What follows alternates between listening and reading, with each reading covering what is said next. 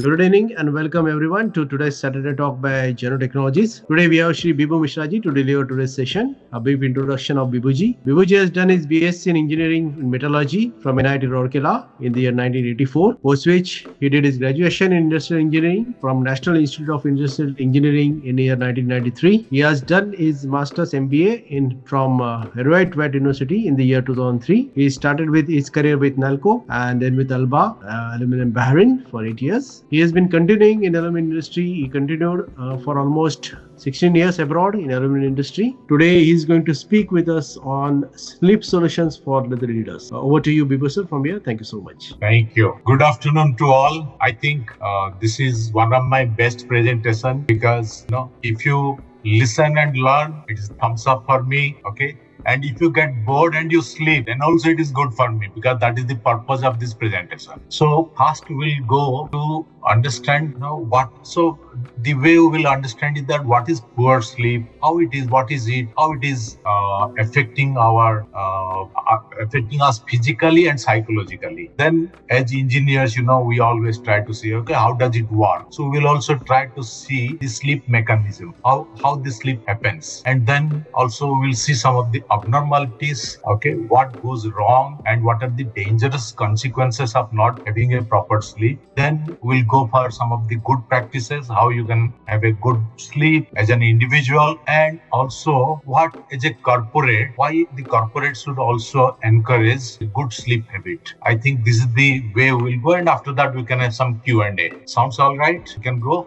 First, let us try to see what is a poor sleep. Let us say you wake up, and when you wake up, you must feel refreshed. Without having a tea or coffee, you should feel completely refreshed. If that is happening, then most likely you had a good night's sleep. But unfortunately, with social media and other issues and people clinging to their laptops, mobiles, almost 2/3 of the adults globally, they don't get enough sleep. They don't get good sleep. And that leads to the tiredness, reduced productivity, burnout. Sometimes when we think that, okay, the company is giving us so much of work that we are having the burnout, it may not be the company. Or if the company is telling that, look, this guy is not creative, maybe the company is true because you don't go for a good sleep and that affects you. And one of the good also way of understanding a good sleep is that even if you have put an alarm, if you can wake up without the alarm feeling refreshed, that is also a sign of proper sleep. And many people also define proper sleep something which is between 6 to 10 hours and an average 8 hours. Now you can see the slide change, all right? Okay. So some of the physical consequences of sleep deprivation. First thing, it affects your immune system. It affects almost every organ of your body, whether it's heart, it's brain, the lymphatic system, which is like the drain system of the body, the muscles, everything gets affected if you not have a good sleep. Some of the we produce antibodies and they respond to external threats, infections. That gets also weak when you don't have a good sleep. So some of the long-term effects of this can be hypertension, stroke, cardiovascular disease, diabetes, cancer, and Alzheimer's disease. And these are the things on which people have done research, very, very strong, sound research. And from that, they are concluding that these are all related to sleep. Okay. So many people, so that, sleep now around 5 to 6 hours, and they think that it is adequate. Even some of the major leaders, world leaders, okay, they guide the public or they lead the public in the wrong way by saying that, they sleep for 5 hours, 6 hours. So those things, maybe somebody who is already dead, Margaret Thatcher, she was always, even Nehru, these are some of the people who used to say that, they sleep for only 4 to 5 hours. Okay, and if you see, okay, their lives were definitely cut short, and that the reason could be most likely sleep. Blood sugar, regulation, that also gets affected. Let us say if you are forced to reduce your sleep, let us say 4 to 5 hours sleep, and it continues for around a week, and after that your blood test is taken, you will be seen as a if you are not having diabetic, you will be seen as a borderline diabetic case. So it is as quick as 1 week, which can change your physical environment, and you will get affected. So this is a really serious thing which we are talking about when our physical body is concerned. Psychological impact is also similarly extremely bad. If you are not sleeping well, you will have anxiety, depression, and if you see the young generation now, many of them, when they talk about depression, it is coming depression, mood swing. Many of these things are coming from sleep. Okay? So, in the extreme cases, you can have the suicidal tendency. If you stop somebody from sleeping, maybe are you allowed? Then their brain will stop working, and that is also one of the ways when the spies were caught. Okay, so this was one of the ways the spies were being tortured. Okay, to reveal the truth. Not sleeping can be so painful. You don't need to do any physical beating or anything. Just don't allow the guy to sleep. And there was a method in China. Okay, so I think it was called Chinese torture. So they will allow the guy to sleep, and they will put a drop of water, a simple drop of water falling from a pot every few seconds on the forehead. That will stop your sleep. You can't sleep, and that is the way they were torturing the spies. So you can see, when these things are known, and what we are doing, we are torturing ourselves by not sleeping. Poor emotional regulation. Sometimes, when you are not having the right sleep, you will have very, very bad regulation of your emotion. So maybe, getting irritated, shouting at somebody, all those sort of things can be manifested when you don't have a good sleep. Now, let us understand how this sleep works. I will try to, it is quite complicated. I will try to give you a little bit, introduce some of the terms, because if you take sleep seriously and you read some of the papers and research papers and all in future, you will come across many of the things. One thing is the first thing we talk about is the circadian rhythm. Our body has got a clock. It is so precise that it sees a day as 24-hour 15 minutes. Our normal watch will see as 24-hour, and the circadian cycle will see as 24-hour 15 minutes. And there are two nerves which are going from eye to the brain, and at one place in the brain they cross each other. And at that place, it's a very, very small piece of brain tissues, something like 20,000 cells, which is nothing. And that is the clock which is monitoring our sleep. Okay. So with this, what happens is that our body temperature, alertness, and so all of that is controlled. So let us say if you start at 6 a.m., here you can see that slowly, what happens by noon, how the body's temperature, blood pressure and all, they change. And when it comes to almost the evening, 7 p.m. or so, okay, then there is another chemical which is getting released, that is called melatonin. So melatonin is like a signal, a chemical. It doesn't do much, but it goes throughout the body telling that, look, it is night, time to go to sleep. So it is more like a noisy molecule which gives information, doesn't do directly anything, but gives the information to the whole body that it is night, time to go to bed. And that's why in many sleep tablets you will find that it is written melatonin this much milligram and all. And many of the good doctors and all, they discourage you, don't take these medicines and all, because it doesn't really do lot of things in the body. It just tries to send a message all around. It's like a child running throughout the house and shouting something. So it has got its limited use. And so when you take this medicine, if anybody is taking and all, be very careful. Don't take for a very long time and all. And for many people, when after taking some time, they realize that it's a useless thing. Then there is something which is called adenosine. It is something which is generated in the brain, and it gives you a pressure. So from the morning when you wake up, your sleep is finished. From that time, this pressure keeps on accumulating. As you remain awake throughout the day, the pressure continues to increase. So by night 9 o'clock, 10 o'clock or 11 o'clock, it is at its maximum pressure, forcing you to go to sleep. Now, there is another thing which we humans have found which opposes this one, that is caffeine. Okay, it blocks the action of adenosine. So when you take caffeine, which from a tea or coffee, it takes around 30 minutes to work on your body, and then it lasts around 5 to 6 hours when it has got its maximum effect, and then it slowly gets discharged from the body. So when you take coffee for 5 to 6 hours, you will find that the effect of this sleep pressure is reduced. You feel refreshed. But after that, again, the sleep pressure comes down, comes back to its normal thing. So these are 3 or 4 mechanisms by which our sleep is, controlled.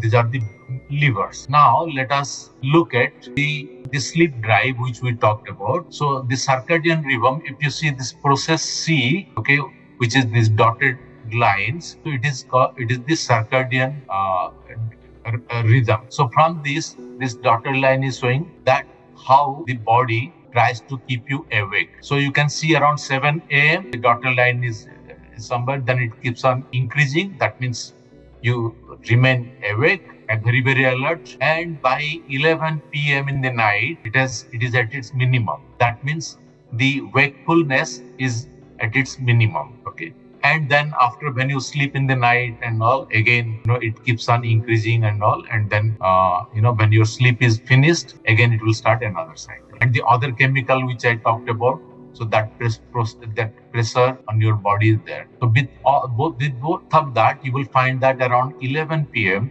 your circadian cycle is telling you to sleep, because it is on the wakefulness, it is at its minimum. And at the same time, your sleep pressure is at its maximum. And that is when you go to sleep. You feel sleepy and you go to sleep. Now, when you are sleeping, what happens? There are this sleep, with the modern technology and all, the sleep has been very well studied now. And we know exactly when you are sleeping, which part of your brain is doing what, that can be seen. And even with the right sensors, people can know exactly where you are in the sleep, which part of your brain is getting activated.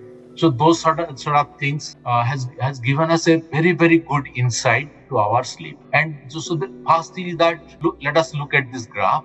Okay, if you see at the left side, you are awake. Then slowly you go to something which is called NREM, non-rapid eye movement stage. So that is a stage when you have fallen asleep and your body and all, it gets relaxed. Your heart and heartbeat and all, it gets relaxed. But your eye is not moving. Non-rapid eye movement. The eye is not moving. So, and this is also called, when you could talk about stage 1 and stage 2, they are called light sleep. So you go to a light sleep.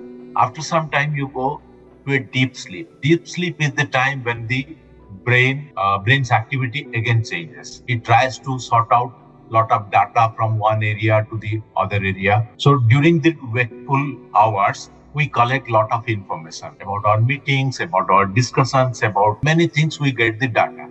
So it stays in one part of the brain, which in a computer term, we can talk about the temporary memory. Okay, now the files are there, you are working on that and all. So that is in one part of the brain. When you go to the deep sleep, okay, these files are saved in the hard drive. So in another part of the brain, these things will get saved. Okay, so once these things are saved, then you can next day when you wake up, okay, you can get these things from another part of the brain. So this process happens throughout our life every day. Now after this deep sleep, again you come back to some light sleep. And then you come to a stage, it's called REM, rapid eye movement. This is an interesting stage of our body. All the body muscles are completely relaxed. And, if somebody lifts your hand and, then it will automatically fall. All your muscles are completely relaxed. Okay. And your eyes are moving rapidly from one side to the other. So that's why it is called rapid eye movement. Now you may wonder what is happening in this stage. This is the stage when the data which has been taken to the brain, that is analyzed. So that is the time also you see some of the dreams. And of course, imagine in the REM stage, you see a dream where you are running. And if your muscles are really, if they start running, you can't really sleep. You will start running. So when the muscles are completely relaxed and the brain has no ability at that time, our brain switches off, giving instruction to the body parts. That is the REM stage. And that is when dreaming happens, lot of creative thinking happens. So it has got a very, very important cycle, a important part of the whole sleep. Now, we will go through certain cycles. Throughout each cycle will be around 1.5 hour and all. And then you will finish the sleep. In the first part of this you will find that the deep sleeps are more often and longer deep sleeps you will get. Whereas toward the second half or the last part of your sleep cycle, you will have more and more REM sleep. That's what we are showing here. It is more like a theoretical thing. I will show you something more interesting after that. Okay, I think I have talked a little bit about our REM and all that. Okay, one of the interesting thing is that REM sleep, it is linked to higher IQ, creativity and problem solving. One of the things you can do, and you do it as an experiment, you think about a problem, and you know that somewhere in your brain, let us say the way, suppose I tell you to find a file and then you say that, okay, give me some time. I have not seen that file, but it must be somewhere in my hard drive. Give me half an hour, I will check and find it out. And you find it out. Now, the same thing you can do with your brain. Imagine something you have read very long time back or some problem you have solved long time back and now you have completely forgotten. So now in your wakeful state, you can't find it. Before sleeping, you think about that very deeply and then you go to sleep. Now your brain, while you are sleeping, will work, retrieve that file, and when in the morning you wake up, you will find that information. Just recently, I did an experiment on this. Actually, I wanted to have a file. So I have got two. This is my official laptop where I can't keep lot of information and all. It doesn't allow me. I've got another private laptop. I keep something there. Then I have got an old computer which is somewhere else. So I was thinking that my file is in my, because it is a personal thing. So maybe it is in my laptop, and if it is not there, most likely it will be in the desktop which we are using. But I was not sure. I didn't want to waste time. So I thought about that and I slept. Next morning, it came to me that no, it is in your official, official computer. So then I checked in the official computer and here I found. So it was not supposed to be here, but somehow it was there. So you can do that one. And you can do many of your problem solving. Please try. Take it as an assignment and do this experiment with yourself. Now, when it comes to children also, you will find that they will have more REM sleep because they are trying to figure out what is this world, what is happening, why this is happening like this. So they have got lot of things to observe, analyze and internalize. And that is why their REM sleeps are more. Now, let us talk about alcohol. When you take alcohol, overall, the brain's sleep quality decreases, but there is a significant decrease in REM. So what it means is that after, having some alcohol and all, so your way of, your creativity, your problem solving, many of those things will be reduced. And if you are a habitual alcohol taker, even many of your friends, colleagues can realize that you don't have that high ability of problem solving, creativity, they are not there. Now, another thing I need to put it here, that we humans are designed to have 2 sleeps in a day. One is a nap after lunch and all, maybe around 2-3 o'clock. Even some 15 minutes to 1 hour, 30 minutes is good. And then you should have the night sleep. With the modern way of life, the nap is almost gone. Earlier in the villages in India, many places they used to have a little bit of nap. Now that is gone. But there are certain places in Greece, some places in in Japan and all, still people go for a nap, and those people have got such a long life that some people think that some of the researchers, they say that these people are they forget to die. So that sort of benefit you can get by having a nap. Okay, it comes to corporate, what are the things you can do? Okay, so many corporates and many people, the corporate leaders and all, they talk, oh, I sleep this many hours and all. Oh, don't do that one. You are damaging your body, but at the same time, your followers should not damage their body. So if you are doing something, do it personally, but don't go and brag and tell that, look, I sleep 4 hours and all. No, it is affecting your productivity, creativity, and the team morale may go down. In fact, there are some very systematic study, and they've seen mostly of global economy, they lose around $680 billion annually due to insufficient sleep. That means making the mistakes, accidents, so many things. So if you see that the return on investment by encouraging a good sleep is very, very good. Now, some of the solutions that you need to encourage your organizational culture, promote awareness, and you can also we talked about that nap. Okay, you can say that, okay, after lunch and all, okay, maybe a 15-minute nap is okay. So when you tell that it is not illegal, okay, that will encourage. Maybe everybody will not go to nap, but maybe some of the people who are having a bad night sleep and all, they may go for a nap and all, and that will give you extra productivity. When I was working in a plant and I used to come home and then I used to get a 15-minute nap. Then I used to feel so refreshed. I used to work till 8 o'clock, 9 o'clock, very, very refreshed. So having a bit of nap can be encouraged. So these are some of the good practices of individual, corporate and all we talked about. We talked about the mechanism. We talked about our concerns and all that. Thanks, sir. So much things about sleep. It is a really interesting this thing. I wanted to share one information. Then I have two questions. Yeah. One is that I have seen in some of the Japanese companies like Mitsubishi, Marubeni, Sumitomo, they have in the afternoon, they literally switch off the lights and they lean on the same chair, working chair. They reduce the light levels and they give a small bell. After half an hour, they again, restart this thing. I have seen it in Madras Mount Road office of Marubeni. It was really surprising thing, but they had the same explanation what you gave. It's a fantastic analysis from your end, sir. My question is, what happens to the 3-shift culture? Because we are from the manufacturing industry.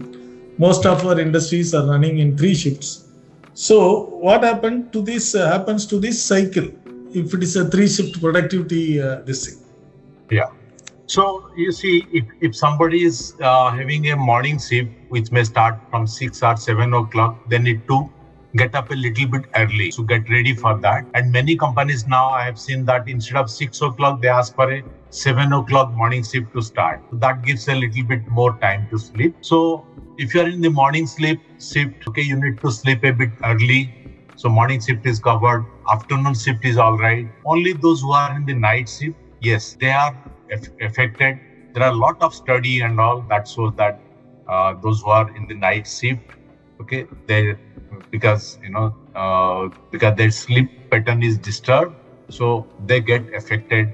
They've got a little bit higher blood pressure, the sugar level and all. And many responsible companies I have seen, what they will do is that once in a, sometimes during the year, okay, they will swap a little bit. Those who are in the day shift, they go to the shift, and the shift guys for some time, they will come to the, day shift.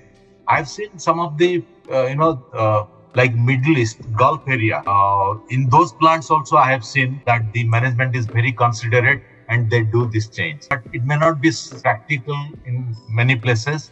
But if the management tries and they are aware, they can give a little bit more relief. Yeah, there is a shift rotation, sir. ABC shift. They'll once in a week they change the shifts.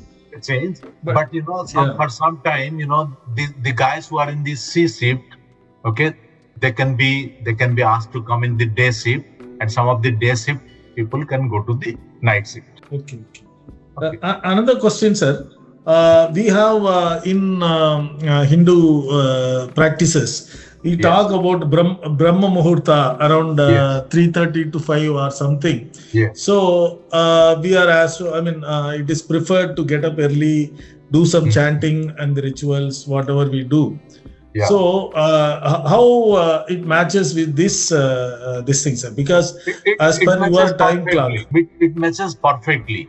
See, our ancestors who designed the Brahma Muhurta and all, what they were talking about. They were talking about the sleeping at around 7 p.m. Okay, and getting up at around 3 a.m. So you calculate 7 p.m. to 3 a.m. is almost 8 hours. Okay.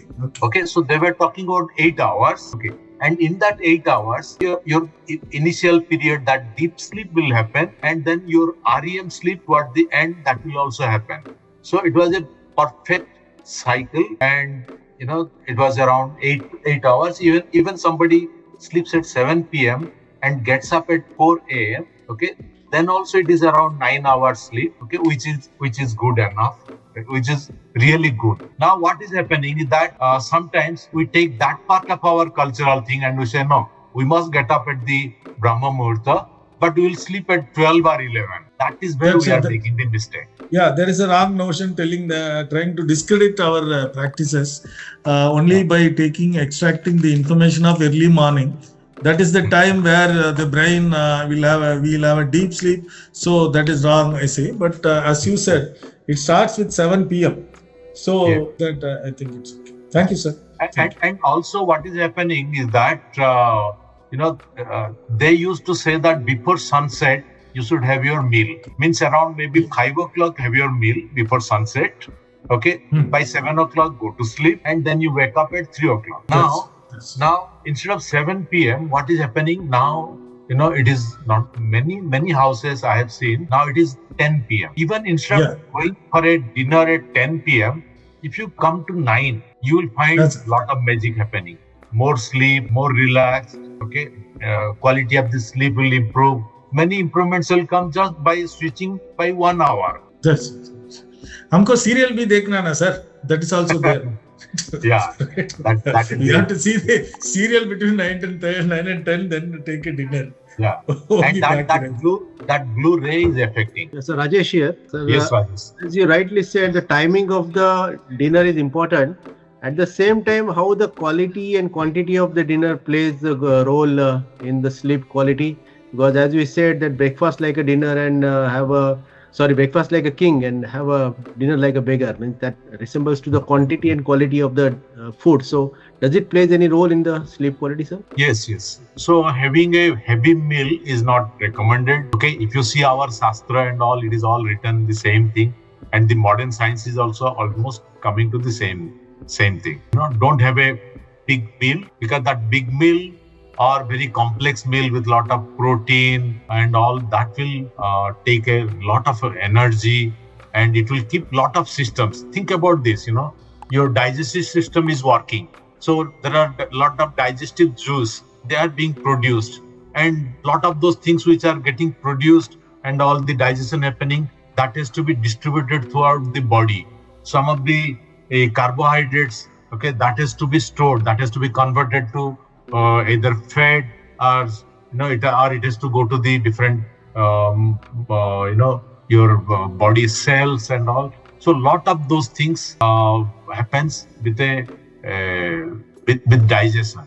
That's why they recommend that you should have at least 2 hours gap between digestion and sleep, and that should not be also a very, very heavy meal. In fact, the thumb rule is that, when you feel little bit 50% to 70% full, okay, you should stop eating. So pet bhar ke khana and all those things are there, no, wo nahi karna hai.